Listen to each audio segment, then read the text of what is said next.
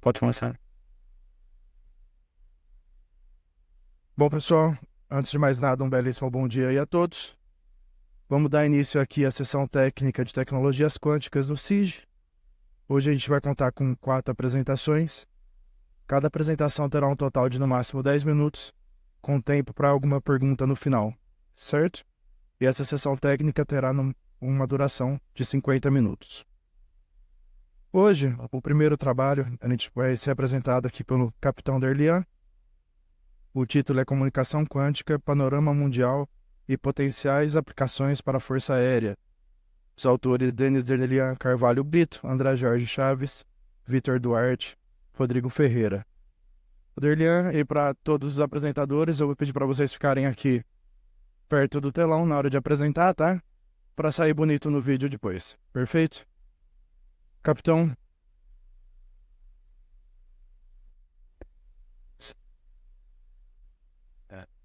Bom dia a todos. Sou o Capitão Aviador Derlian, sou aluno aqui de graduação do ITA e de pós-graduação no programa de Física. Atualmente meu trabalho é com supercondutores quânticos, por enquanto.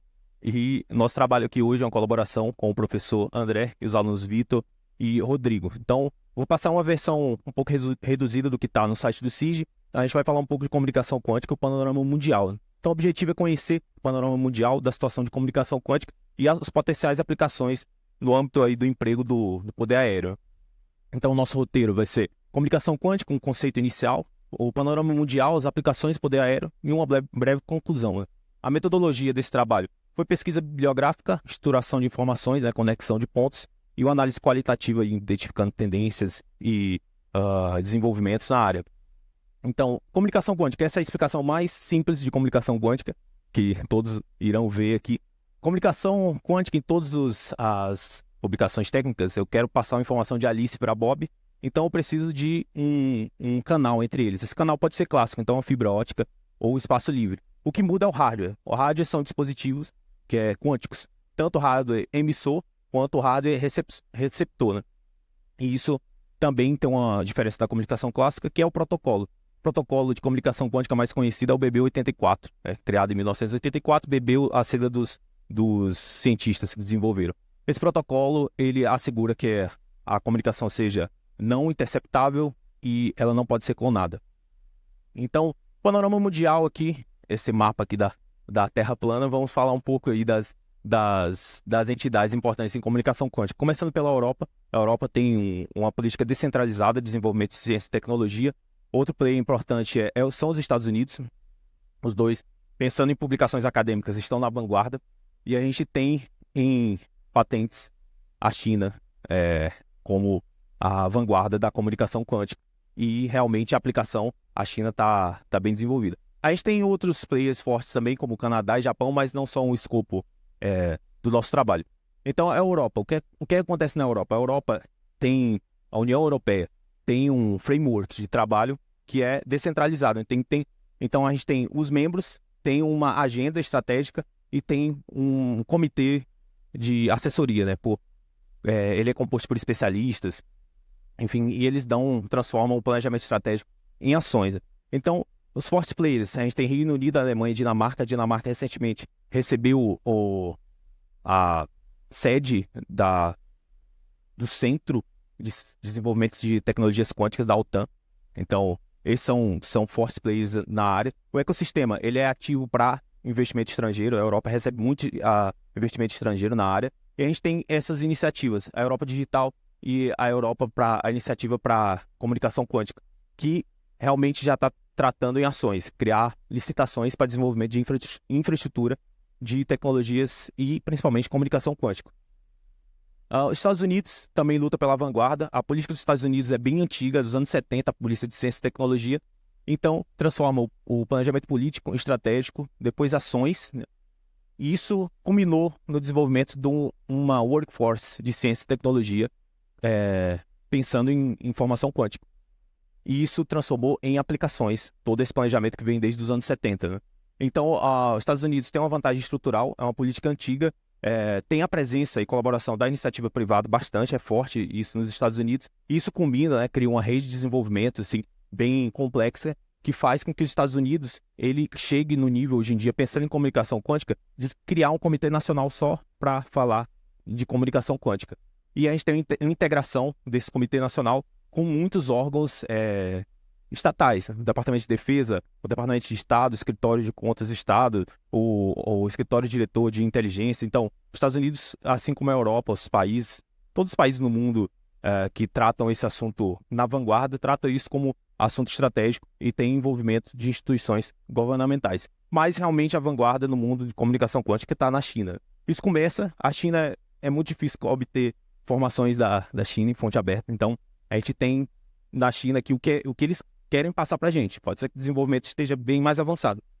Então, tudo começa em 2008, a gente tem um pesquisador chinês que estava na Alemanha, e ele é convidado a retornar na China, mesmo tendo investimento do framework lá da União Europeia. E isso faz com que, 2008 a 2016, ele receba financiamento chinês, e isso culmine para 2016 o lançamento do primeiro satélite quântico, e 2017, primeira conferência, a prova de interceptação, feita pela China. Realmente, 2018 adiante, a China trata o desenvolvimento de uma rede de comunicação quântica, e isso culmina na vanguarda chinesa. A China já tem uma rede toda estruturada de comunicação quântica entre Xangai e Beijing, e a China está no seu 14º plano quinquenal e tem um mega projeto para desenvolvimento de uma rede até 2030, maior. Então, pensando em aplicações do poder aéreo, a gente tem exemplos de links de comunicação. A gente vai dividir aqui para tornar mais didático, mas vejam que tem a comunicação no espaço livre, fibra ótica, e no espaço ali que é livre, mas com a constante de elétrica um pouco diferente, né, debaixo d'água. Então, a comunicação terrestre é um pouco aqui mal formatado, mas quais são os desafios aqui, pensando na Força Aérea Brasileira, né? Adequação do canal, a gente precisa adequar a fibra ótica já existente, a gente pode usar o espaço livre e precisa desenvolver infraestrutura. Esses são os principais desafios, mas com isso a gente vai ter comunicação segura. E isso vai ser segurança em todos os órgãos, imagine todos os órgãos de assessoramento direto, os órgãos de direção setorial, enfim, todas as unidades subordinadas. Isso aprimora o nosso plano diretor de tecnologia e informação e vai haver uma reestruturação no formato de comunicação. Imagine todas as comunicações seguras dentro das entidades militares. A comunicação ar, solo e ar, aqui a gente consegue estruturar a comunicação para que ela seja uma entidade vai estar no ar e pelo menos uma delas, né? Podendo a outra estar no solo, estática ou semistática. Então, isso faz com que as trocas de dados tenham que ser mais dinâmicas. Há a possibilidade de uso de outro protocolo, né? Que é o protocolo similar ao QKD, mas aqui a gente tem uma comunicação direta, que não precisa de distribuições de chaves. Então, isso aí vai ser obstacularizado pela baixa taxa de qubits, então não vai ser muito possível passar alguma telemetria mais complexa, mas a gente vai poder utilizar nesses seguintes sistemas estratégicos da Força Aérea: o sistema de inteligência e defesa, sistema de controle do espaço aéreo brasileiro, sistema de defesa aeroespacial brasileiro e o sistema de monitoramento de fronteiras. E a comunicação espacial, pelo menos das entidades vai estar no espaço, ou seja, um satélite. Essa é a definição da comunicação espacial aqui para essa discussão. Então, para isso, o principal ganho vai ser o que é chamado Positioning, Navigation and Timing, que é a parte de comunicação que são de dados, de posição, navegação e tempo. E isso vai levar uma rede de comunicação híbrida com sincronização de relógios. O que é que isso permite, né? Primeiro, é um pré-requisito para se criar uma internet quântica e com satélites eu consigo ter uma precisão arbitrariamente alta de GPS. Inclusive, o sistema inicial ele fica tão preciso que eu não preciso mais ter o sinal GPS. Isso permite a utilização de navegação dentro de cavernas, por exemplo. Né? Isso não é muito aplicado para Força Aérea, mas imagine uma situação de combate em que há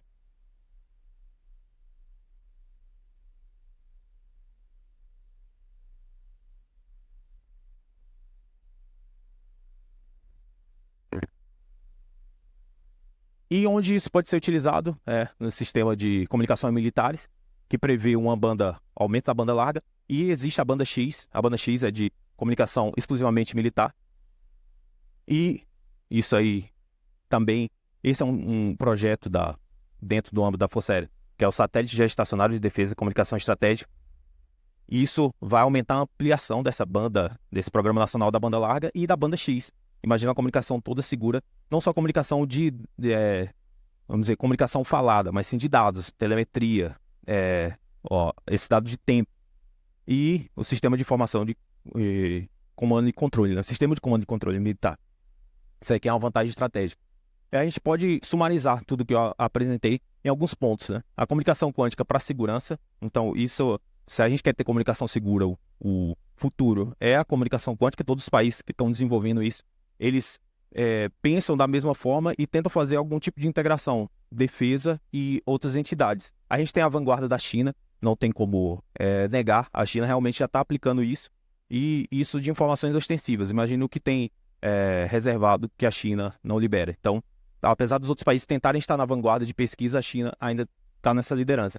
A gente vai ter fortes impactos em operações militares em que todas as comunicações serão seguras no futuro, e eu vou ter precisões arbitrariamente altas de posição, navegação e tempo, principalmente, controle de tempo. E os desafios da Força Aérea, a gente pode pensar, principalmente, criar artifícios de colaboração entre a indústria, entre a sociedade acadêmica e as entidades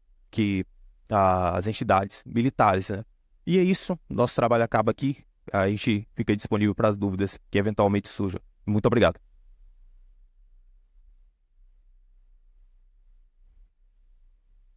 Obrigado, capitão. A gente tem tempo aí para uma pergunta ou duas perguntas rápidas. Alguém gostaria de fazer alguma pergunta? Bom, qualquer coisa, então, depois eu peço para procurar o capitão Derlian, ele está por aí pelo evento. O evento todo, né, capitão? Então,